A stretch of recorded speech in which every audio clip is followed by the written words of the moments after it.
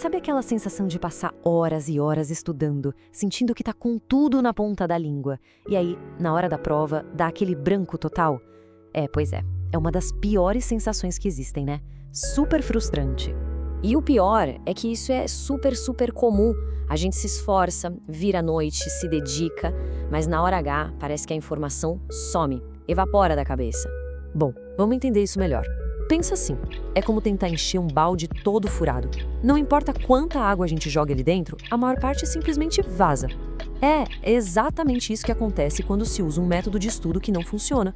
A gente passa horas tentando absorver informação, mas o cérebro, coitado, não consegue segurar quase nada. Então, o que a gente vai fazer aqui é o seguinte. Primeiro, entender por que isso acontece. Depois, vamos apontar os erros mais comuns que todo mundo comete. Aí a gente entra na ciência por trás do aprendizado de verdade e, o mais importante, vamos ver um plano de ação bem claro para consertar esse balde furado de uma vez por todas. Ok, vamos começar diagnosticando o problema. Por que será que tanto esforço acaba resultando em tão pouco aprendizado de verdade? Aquele que fica na memória.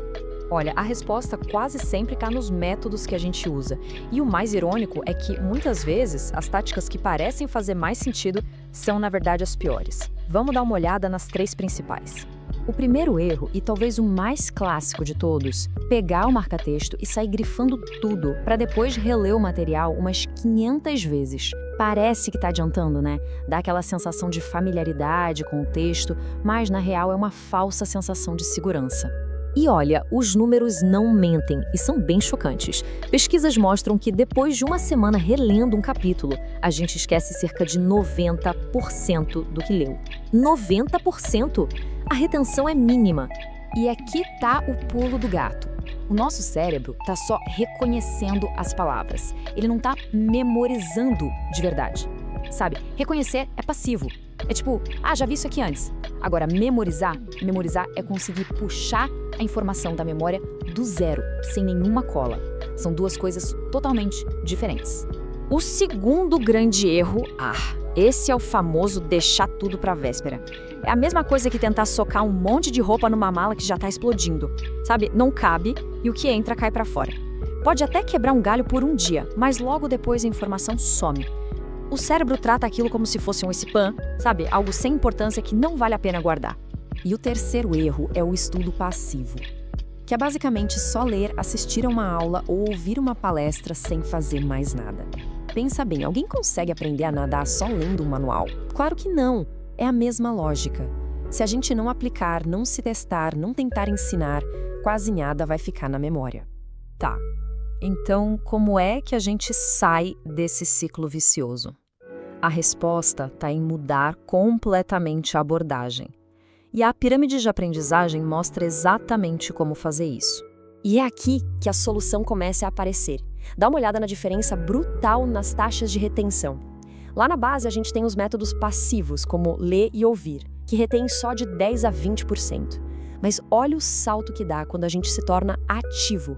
Praticar o que aprendeu já joga a retenção para 75%. E o topo, ensinar para outra pessoa, pode levar a incríveis 90% de memorização. É muita diferença. Certo? Mas como é que a gente transforma essa teoria toda de aprendizagem ativa num método de estudo que funciona de verdade, na prática? Vamos ver o passo a passo. A solução toda se resume a 3 passos essenciais. O primeiro, e talvez o mais poderoso de todos, é forçar o cérebro a puxar a informação da memória, em vez de só ficar recebendo ela de forma passiva. O nome disso é recordação ativa. E tem um jeito genial de fazer isso, que é a técnica Feynman. O desafio é bem simples. Tente explicar um conceito com as palavras mais fáceis que existem, como se você estivesse explicando para uma criança de 5 anos. Sabe onde a explicação trava, onde você se enrola? Pois é, ali você achou uma lacuna no seu conhecimento. É exatamente ali que precisa revisar. E os dados comprovam o poder disso, viu? Usar flashcards, fazer provas antigas, criar seus próprios testes, tudo isso aumenta o aprendizado em mais de 50% quando comparado com só ficar relendo. É uma virada de jogo completa. O segundo passo ataca direto a tal da curva do esquecimento. Em vez de estudar tudo de uma vez só, a ideia é revisar a informação em intervalos de tempo cada vez maiores. Por exemplo, uma revisão rapidinha no 3º dia e um teste sem olhar as anotações lá pelo 7º dia. Isso fortalece demais a memória de longo prazo. E o terceiro passo é transformar tudo isso num hábito, né? Porque sem consistência não adianta. Uma dica de ouro é a regra dos 2 minutos. Comece com algo tão pequeno, tipo ler um parágrafo só, que fica impossível arrumar desculpa para não fazer. Outra é o empilhamento de hábitos. Junte o estudo a algo que você já faz todo dia, tipo revisar uns flashcards logo depois de escovar os dentes. E para ajudar nisso, a técnica Pomodoro é perfeita. A ideia é simples: foco total por 25 minutos e aí uma pausa de 5. Isso ajuda a não cansar, a não entrar em esgotamento e mantém a mente afiada para o estudo. E tudo isso leva a gente para a grande verdade por trás de tudo. Não tem pílula mágica, não tem atalho. O verdadeiro segredo é a consistência.